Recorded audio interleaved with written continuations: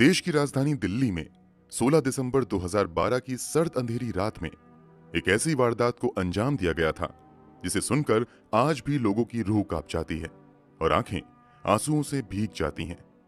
एक चलती बस में 23 साल की मासूम सी लड़की के साथ 6 हैवानों ने दरिंदगी की सारी हदें पार कर दी थी। हम निर्भया केस की बात कर रहे हैं। संभव है कि आपने भी अब तक निर्भया केस के बारे में बहुत कुछ पढ़ा और सुना होगा, लेकिन हम आपको इस केस की कुछ ऐसी बारीकियां बताएंगे जिनके बारे में शायद आपने अब तक नहीं सुना होगा। इसके अलावा हम आपको ये भी बताएंगे कि निर्भया का जिंदा छोड़ा गया दरिंदा आखिर कहां और किस हालत में है। हम आपको निर्भया के एकमात्र जिंदा बचे नाबालिग दरिंदे को 10,000 रुपए और सिलाई मशीन देने के पीछे की भी पूरी कहानी बताएंगे। तो वीडियो में अंत तक जरूर बने रहिए। ध्यान दीजिए कि हमारा मकसद केवल व्यूज और लाइक्स हासिल करना नहीं है, बल्कि आपको सही और निष्पक्ष जानकारी देना है। तो चलिए बिना किसी देरी के वीडियो शुरू करते हैं। इस कहानी की निर्भया का जन्म 10 मई 1990 को दिल्ली में हुआ था। वो अपने 3 भाई बहनों में सबसे बड़ी थी और परिवार की इकलौती बेटी भी थी। निर्भया के माता पिता ने बेटे बेटियों में बिना कोई भेदभाव किए निर्भया को भी अच्छी शिक्षा दी थी और निर्भया को भी बराबरी का मौका दिया था। निर्भया बचपन से ही पढ़ाई में काफी तेज थी और वो हमेशा अपने परिवार वालों की उम्मीदों पर खरे उतरते हुए आगे बढ़ना जारी रखती है।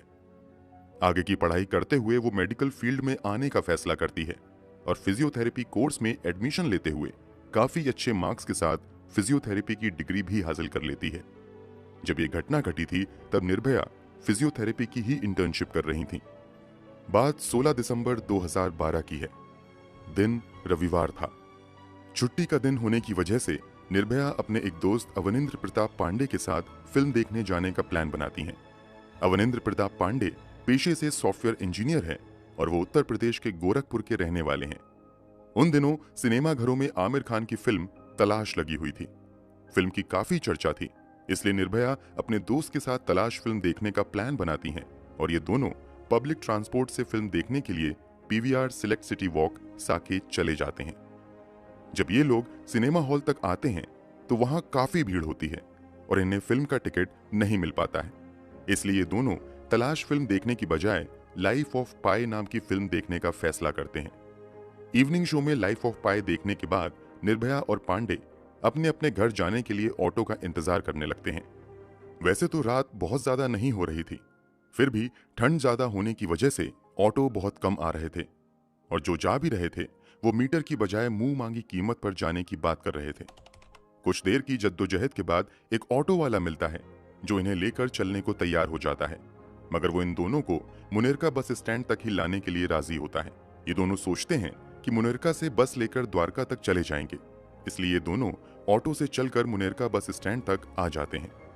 मुनिरका बस स्टैंड आने के बाद ये दोनों थोड़ी देर इंतजार करते रहते हैं, मगर इन्हें अपने डेस्टिनेशन तक जाने के लिए सही सवारी नहीं मिलती है। हालांकि जब रात के लगभग 9:30 बज रहे होते हैं तभी एक सफेद कलर की काले शीशे वाली बस वहां से गुजरती है। बस के गेट से एक लड़का चिल्लाते हुए इन लोगों से पूछता है कि कहां जाना है। जवाब में निर्भया का दोस्त कहता है द्वारका। बस वाला कहता है कि हम भी वहीं जा रहे हैं। इसके बाद निर्भया अपने दोस्त के साथ इसी बस में बैठ जाती है। जब निर्भया और उसके दोस्त बस के अंदर जाते हैं तो देखते हैं कि बस के अंदर 3 और सवारी है, इसलिए ये दोनों भी निश्चिंत होकर बस में ही बैठ जाते हैं। बस के अंदर मौजूद एक लड़का इन दोनों से मुनिरका से द्वारका तक जाने के लिए किराए के तौर पर 10-10 रुपए भी ले लेता है। हालांकि जब ये दोनों टिकट मांगते हैं तो वो बदतमीजी करने लगता है। बस वालों द्वारा टिकट ना देना उन दिनों कोई नई बात नहीं थी, इसलिए दोनों खामोश होकर बस के अंदर ही बैठ जाते हैं और अपनी मंजिल पर पहुंचने का इंतजार करने लगते हैं। मगर किसे मालूम था कि उनका इंतजार बस इंतजार बनकर ही रह जाएगा। कुछ देर तक तो बस अपने रास्ते पर आगे बढ़ती रहती है, मगर थोड़ी देर के बाद ड्राइवर बस को निर्धारित रूट से हटाकर दूसरे रास्ते पर मोड़ देता है। इस बात का अंदाजा होते ही निर्भया का दोस्त तुरंत बस के अंदर मौजूद लोगों से इस पर सवाल करना शुरू कर देता है। इस सवाल का सही ढंग से जवाब देने की बजाय बस का दूसरा स्टाफ निर्भया के दोस्त के साथ ही बदतमीजी करने लगता है और उससे पूछने लगता है कि तुम दोनों आखिर कौन हो और इतनी रात में अकेले क्या कर रहे थे। जब निर्भया और उसके दोस्त बस के अंदर गए थे तब इन लोगों ने देखा था कि 3 बस स्टाफ के अलावा 3 लोग पैसेंजर सीट पर बैठे हुए थे। उन्हें लगता है कि वो तीनों पैसेंजर ही हैं, मगर थोड़ी ही देर बाद साफ हो जाता है कि वो तीनों पैसेंजर नहीं बल्कि बस स्टाफ के ही साथी हैं। अब ये सभी 6 लोग मिलकर निर्भया के दोस्त के साथ बदतमीजी करने लगते हैं और उसे उकसाना शुरू कर देते हैं। जब निर्भया का दोस्त जवाब देने लगता है तो इस पर बस के अंदर मौजूद भी सभी उसके साथ हाथापाई करने लगते हैं और उसे मारना शुरू कर देते हैं। पहले तो वो निर्भया के दोस्त को लात घूंसों से मारते हैं और फिर इसी लड़ाई के दौरान एक लड़का बस के अंदर इस्तेमाल होने वाली एक बड़ी सी लोहे की रॉड निकालता है और उसके सर पर दे मारता है। इस कारण निर्भया का दोस्त वहीं पर बेहोश होकर गिर जाता है। अब आगे निर्भया के साथ रूह कपा देने वाली दरिंदगी का सिलसिला शुरू होता है।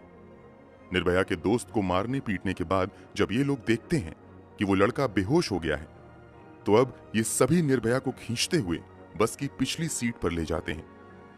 अब यहां जो कुछ भी निर्भया के साथ होता है उसे हम शब्दों में भी बयां नहीं कर सकते हैं। बस चलती रहती है और निर्भया के साथ दरिंदगी अंजाम दी जाती रहती है। ये सिलसिला 2-2.5 घंटे तक चलता रहता है। इस दौरान बस के बगल से कई बार पुलिस की गाड़ी भी गुजरती है। बस खुद भी कई थानों के बगल से गुजरती है मगर कोई भी इस बस को रोकता नहीं है और बारी बारी से बस के अंदर मौजूद सभी 6 दरिंदे निर्भया के शरीर को नोचते रहते हैं। चूंकि निर्भया का दोस्त सर पर हुए लोहे की रॉड की वार की वजह से बेहोश हो गया था, इसलिए वो निर्भया की मदद करने की स्थिति में नहीं था। 6 लोगों के साथ लड़ना अकेले निर्भया के लिए संभव नहीं था। फिर भी निर्भया अपनी पूरी हिम्मत लगाते हुए उन दरिंदों के साथ लड़ती है और बाद में हुए खुलासे के मुताबिक 3 में से 6 दरिंदों पर वो कई वार करती है और कईयों को वो काट कर बचने की भी कोशिश करती है, मगर अफसोस ऐसा हो नहीं पाता है। जब उन सभी दरिंदों का मन भर जाता है तो ये सभी मिलकर निर्भया को बस से बाहर फेंक कर उसे कुचलते हुए एक्सीडेंट का रूप देने का प्लान बनाते हैं। मगर उससे पहले ये लोग मिलकर तय करते हैं कि निर्भया का दोस्त भी मर जाना चाहिए, इसलिए एक बार फिर से निर्भया के दोस्त के सर पर दोबारा लोहे की रॉड से वार किया जाता है और फिर दोनों को चलती बस से ही फेंक दिया जाता है। बस से फेंकने से पहले इन दोनों के कपड़े भी वो दरिंदे उतार लेते हैं और इनके पास मौजूद मोबाइल समेत दूसरे सभी सामान लूट लेते हैं।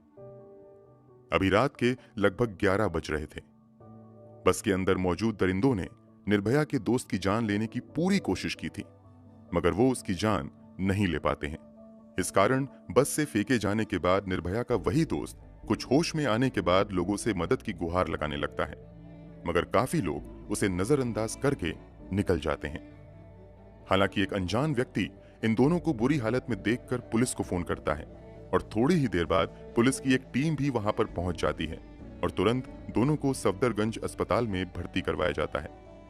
निर्भया के साथ कितनी बर्बरता की गई थी इसका अंदाजा आप इस बात से लगा सकते हैं कि निर्भया की आंत बाहर निकल चुकी थी, बेतहाशा ब्लीडिंग हो रही थी, पूरा शरीर चूर चूर हो चुका था और उसके शरीर के अंदर लोहे की रॉड डाली गई थी।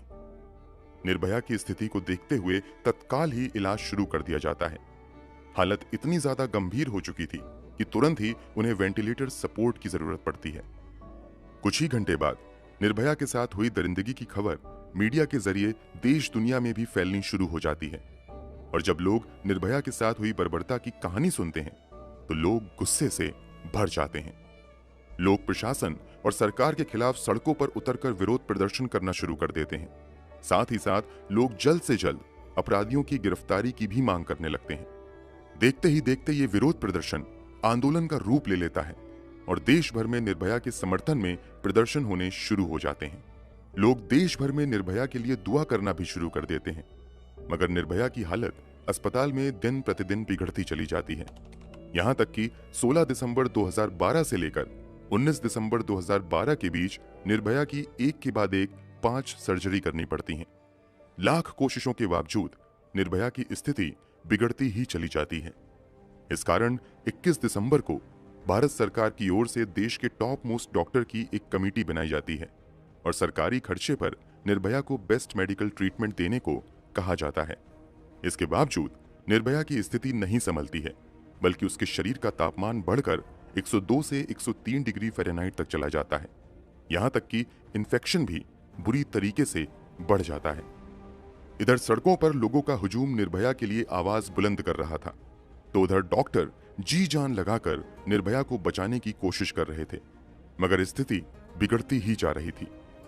इसी के बाद तत्कालीन प्रधानमंत्री मनमोहन सिंह के नेतृत्व में 26 दिसंबर को एक कैबिनेट मीटिंग बुलाई जाती है और उसमें फैसला किया जाता है कि निर्भया को वर्ल्ड के बेस्ट ऑर्गन ट्रांसप्लांट हॉस्पिटल में भेजा जाएगा। इसी के बाद निर्भया को सिंगापुर के माउंट एलिजाबेथ हॉस्पिटल में एयरलिफ्ट करके भेजने की तैयारी शुरू हो जाती है। फाइनली 27 दिसंबर को निर्भया सिंगापुर के माउंट एलिजाबेथ हॉस्पिटल में पहुंच जाती हैं और वहां उसका इलाज शुरू हो जाता है।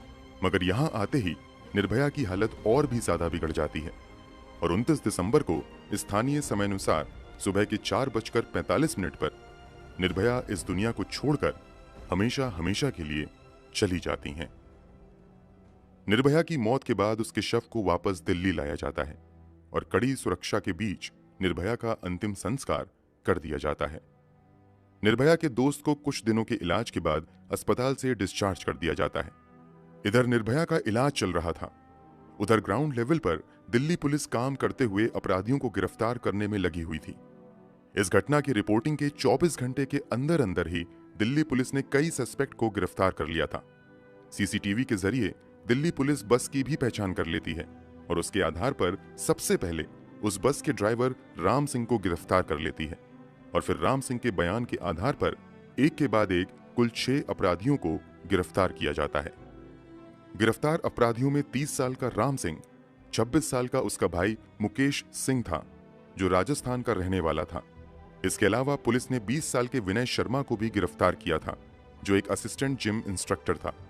इसके अलावा 19 साल के पवन गुप्ता को भी गिरफ्तार किया गया था जो एक फल बेचने वाला था।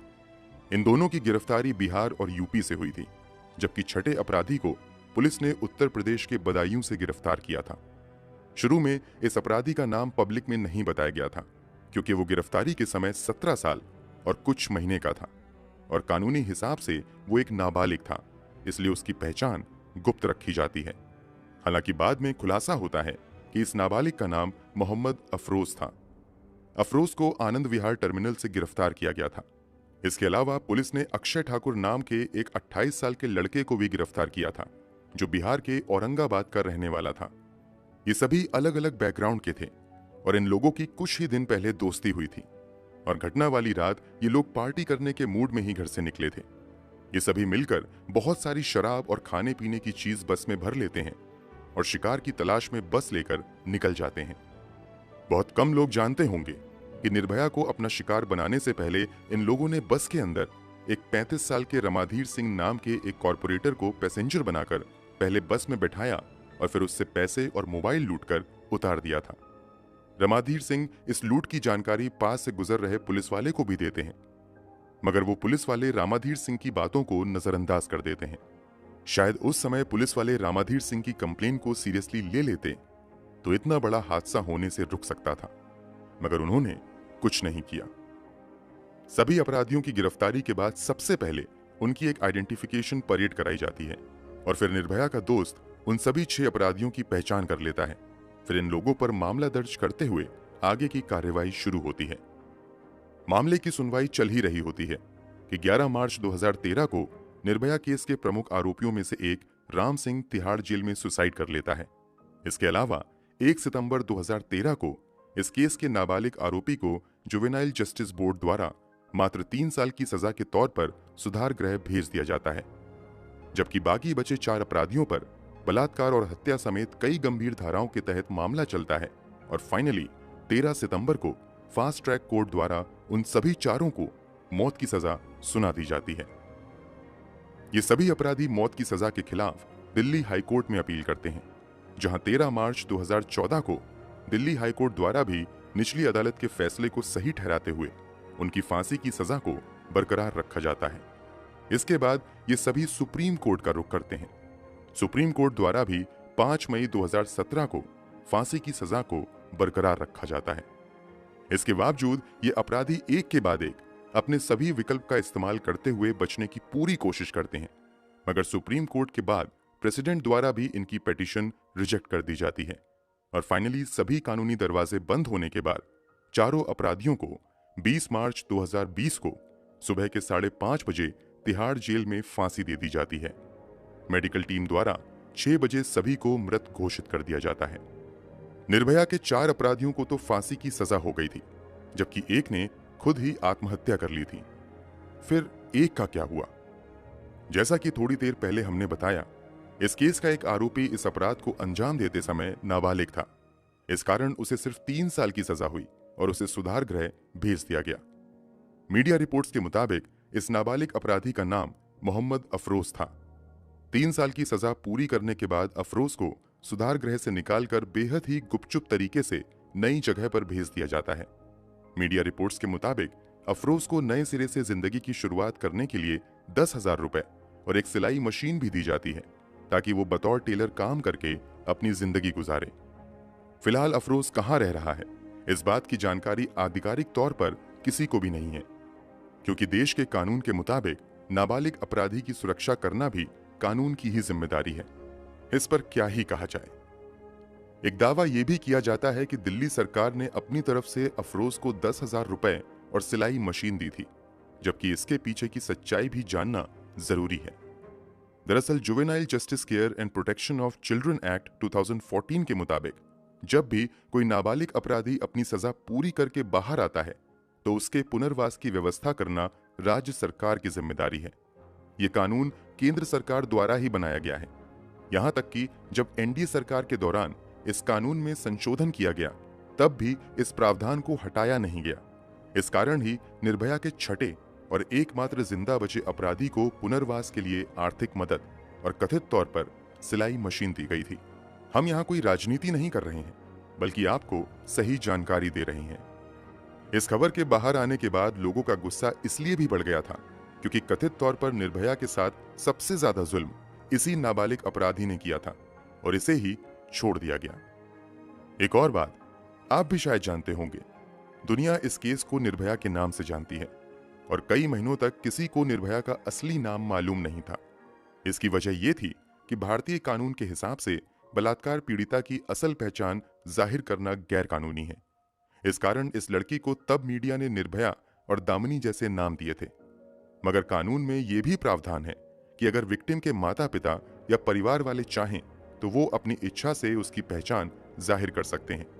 इसी कानून का हवाला देते हुए निर्भया के परिवार वालों ने मीडिया में बयान दिया कि उनकी बेटी ने ऐसा कुछ नहीं किया है जिससे उसकी पहचान छिपानी पड़े, बल्कि हमारी बेटी ने जिस बहादुरी से दरिंदों से मुकाबला किया, उस पर तो हमें गर्व है।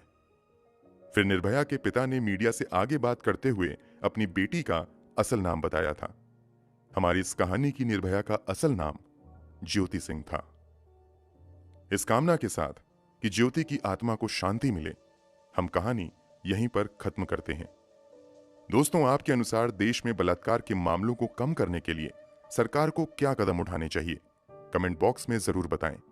इस वीडियो को लाइक करते हुए शेयर भी करें ताकि जानकारी दूसरे लोगों तक भी पहुंच सके। अगर आपने अब तक इस चैनल को सब्सक्राइब नहीं किया है तो जाने से पहले जल्दी से चैनल को सब्सक्राइब कर बेल आइकन दबा दीजिए, ताकि आपको हमारे सभी लेटेस्ट वीडियो की जानकारी तुरंत मिलती रहे। धन्यवाद।